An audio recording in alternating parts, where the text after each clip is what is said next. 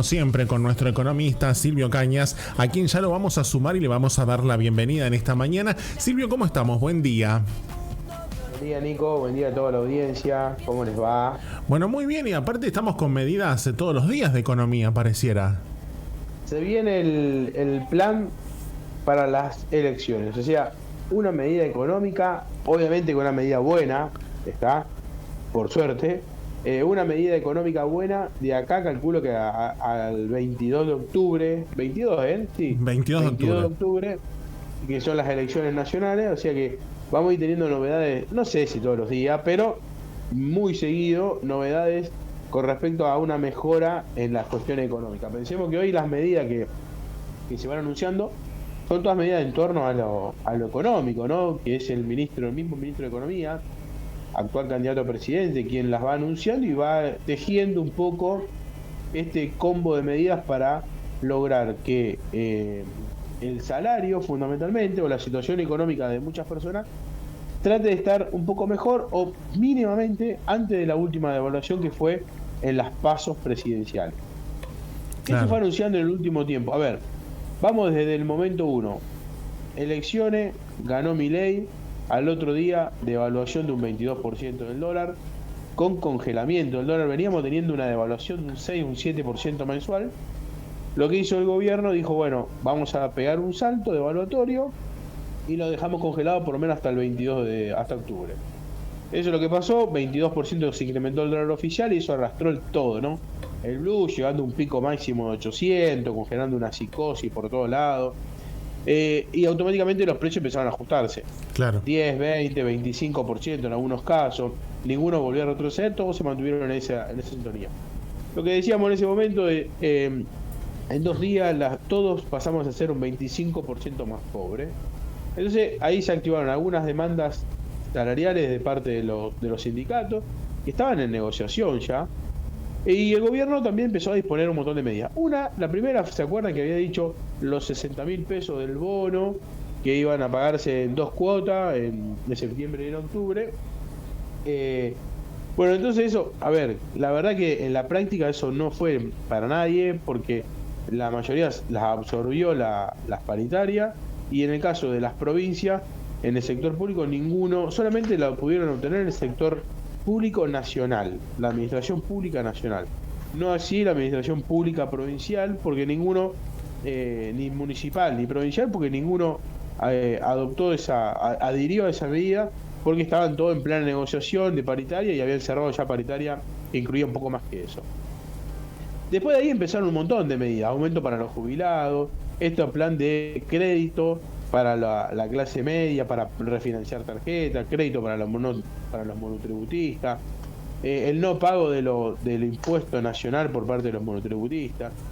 Uno de las medidas más, más importantes fue el tema que se debatió ayer en Cámara de Diputados y tuvo media sanción, fue el tema del impuesto a las ganancias. Hoy hay 2 millones de personas. Pensemos que el mundo laboral es alrededor más o menos de 11 millones de personas, de los cuales ahí hay muchas personas que reciben subsidios y hay jubilaciones y pensiones, pero más o menos 6 millones de personas son las que trabajan. ¿Está? Claro. De esos 6 millones de personas, de esos 6 millones más los jubilados, en total había 2 millones de personas que hoy estaban pagando impuestos a las ganancias. Más o menos, pero algo pagaban. Había mucha jubilación, algo muy loco, ¿no? Porque vos, durante tu vida activa, pagaste impuestos a las ganancias. Que a lo mejor tenías un ingreso muy alto y pagabas impuestos a las ganancias. Y después te jubilaste y seguiste pagando impuestos a las ganancias. Entonces, el impuesto de las ganancias te persiguió toda tu actividad, como activo y ahora como pasivo. Creo que eso, ya digo, es una medida que tiene un alto impacto en muchísima de la población. Porque digo, de los 2 millones que hoy estaban, o que hasta el mes pasado estaban pagando impuestos a las ganancias, solo van a pasar a pagar 88.000 personas. O sea que es una baja impresionante y ahí sí se va a ver una recomposición salarial muy fuerte en muchos de los trabajadores. Si bien había aumentado en el último tiempo y venía aumentando el mínimo, pero ese mínimo ya había quedado muy bajo porque veíamos que no había personas que quedaban excluidas, sino que todo lo contrario, cada vez se sumaban más personas porque tenía un aumento de paritaria que a lo mejor en el mejor de los casos hoy está en el 75-80%, y el salario y el mínimo no imponible de impuesto a la ganancia quedaba bajo. Digo, de todas las medidas que se anunció, creo que la más importante y la que mayor impacto va a tener en la economía doméstica, cada uno de los trabajadores, es esa. Claro. La realidad también, no es menor, es que hay muchas personas que no pagaban impuestos a las ganancias. Que no pagaban impuestos a las ganancias porque tienen un salario bajo. Un empleado de comercio que trabaja 48 semanales está cobrando alrededor de 250.000, 270.000 pesos. Entonces, esa persona no pagó nunca impuesto a la ganancia. Entonces, esta medida no los afecta. ¿Pero qué le afectó? La devaluación de la última devaluación, sí, el aumento de precio lo aumentó. Pensemos que la semana pasada se anunció el índice inflacionario arriba del 12%. Eso nos da una inflación interanual del 160%. Terrible. Si nosotros nos ponemos a revisar cualquiera de las paritarias que hubo en el último tiempo, ninguna llegó al 100% todavía. Todos están llevándolo minuto a minuto, a medida que va saliendo la inflación, algunos va ajustando, pero ninguno dio por arriba del 100%. Y probablemente ninguna paritaria llegue a recomponer, claro, a ese 160% que va a terminar seguramente hoy con una foto de acá a fin de año. Pero todavía nos falta las elecciones, todavía nos falta pasar las elecciones y el proceso de transición, que si gana Massa es menos transición porque casi que se renueva, se puede renovar el equipo, pero es lo mismo. Pero si gana cualquiera de los otros candidatos, sea Burley, sea Milei, la transición va a ser totalmente brusca. Con lo cual, digamos, la volatilidad que hay puesta en el escenario de octubre-diciembre es muy alta. Si nos tiramos algunos números, y ahí podemos hacer un poco de futurología, porque no es más que eso, es como tirar un dado y ya antes que caiga el dado tirar los números, lo que estoy haciendo. Pero algunos ya empiezan a hablar de un dólar blue allá por arriba de los 1.000 o 1.100 pesos para el mes de diciembre. Es un número que se espera, porque están anunciando muchos pesos. ¿Por qué? Porque muchos también descartan una nueva devaluación después de las elecciones. Entonces, hoy el dólar que está en 3.65, 3.70, de vuelta, darle un toque de nuevo para poder llevarlo un poco más alto. Qué importante, a ver, siempre hablamos o recomendamos alguna inversión o qué hacer. Hoy es el último tren que pasa antes de las elecciones para hacer un plazo fijo. Hoy, en realidad, creo que ayer, hoy es la última llamada, ¿tá? Claro.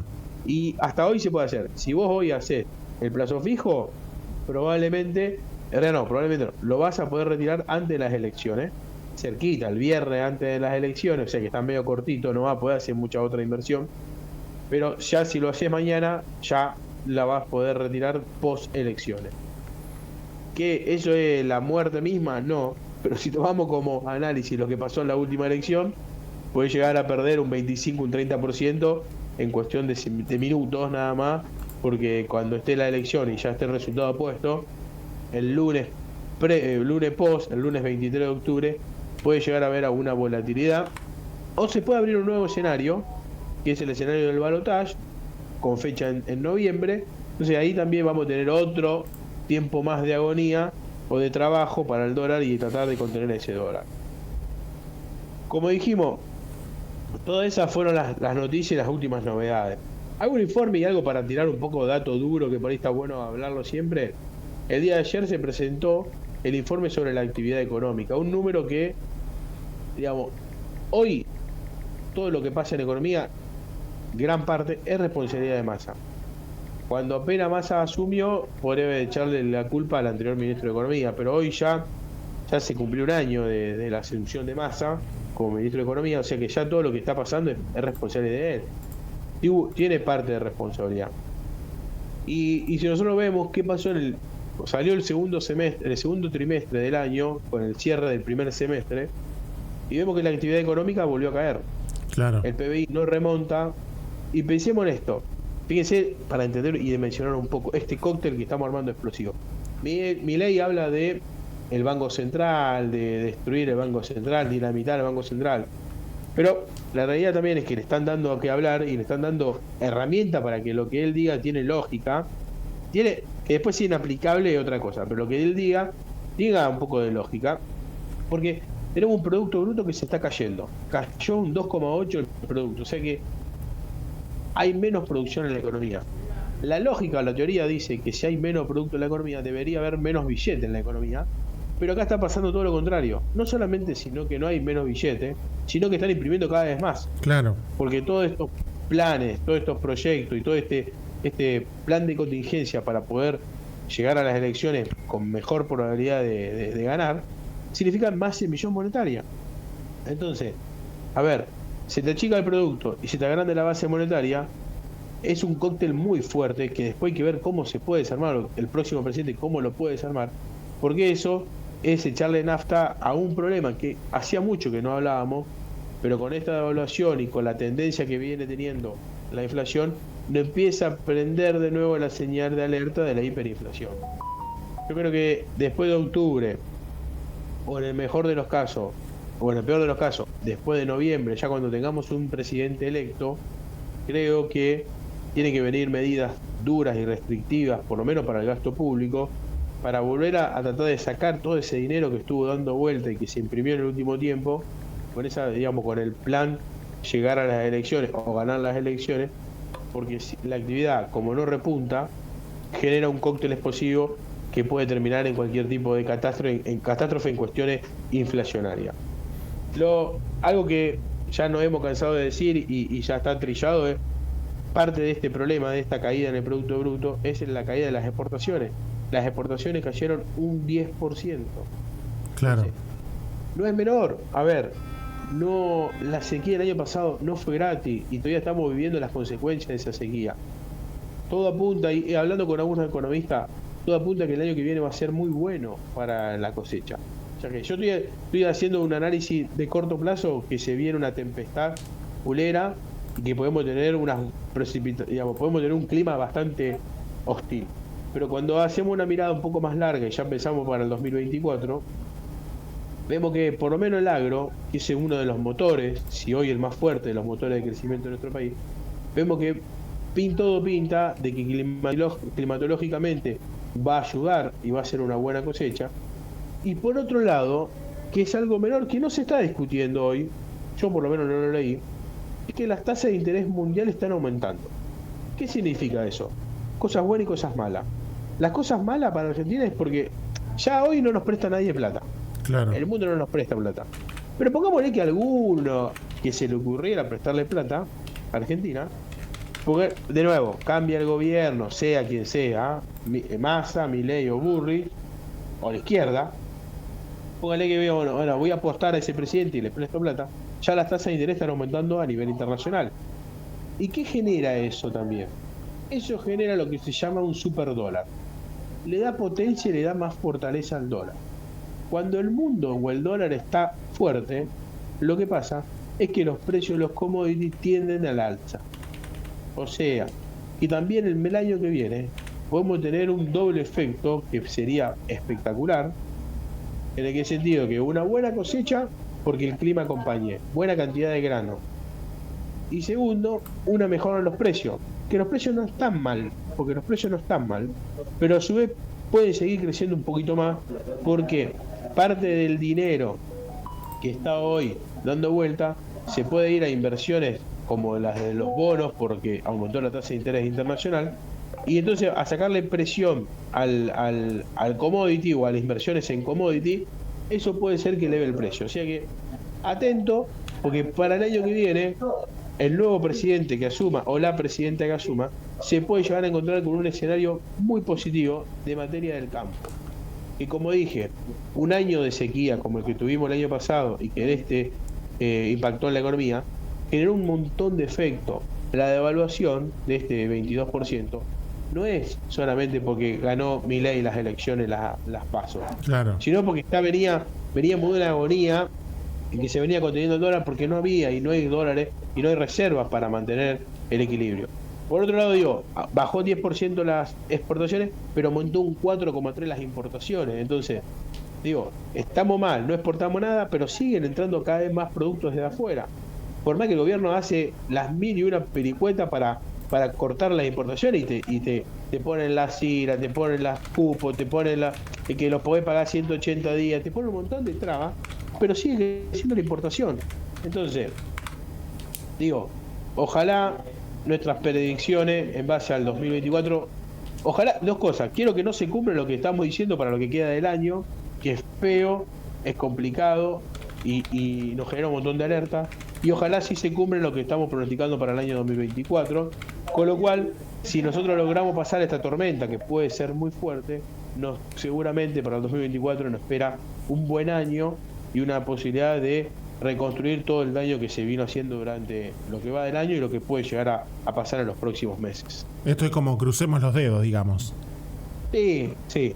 Ahora, ¿qué digo? Hay que prepararse, porque se pueden llegar a venir momentos complicados de acá a diciembre, ¿tá? Claro. O sea que es bueno ya saberlo, como se sabía que iba a haber sequía el año pasado y que sabía que no íbamos a tener este problema de dólar, pero hay que pensar que se puede llegar a venir mucha más volatilidad del tipo de cambio, mucha más volatilidad de precios, o sea que, y como ahora, como dije, no es momento hoy es el último día para hacer un plazo fijo, digo, es un buen momento para salir a comprar mercadería, estoquearse, porque ahí va a poder llegar a tener una muy buena ganancia en precio relativo, ¿no? Porque vas a comprar hoy un producto que lo vas a pagar mucho más barato comparado a lo que lo vas a pagar en los próximos meses. O sea, por ahí viene el negocio y por ahí viene la idea de adelantarse a esta jugada, la mirada que nosotros tenemos o la visión que tenemos para los próximos meses.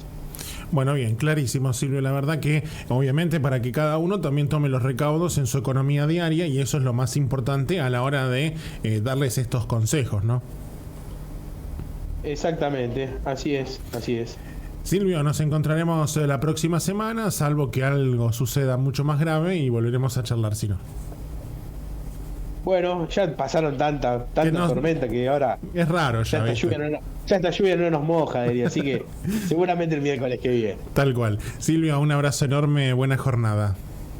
Gracias, Nico, buena jornada para usted también. Igualmente.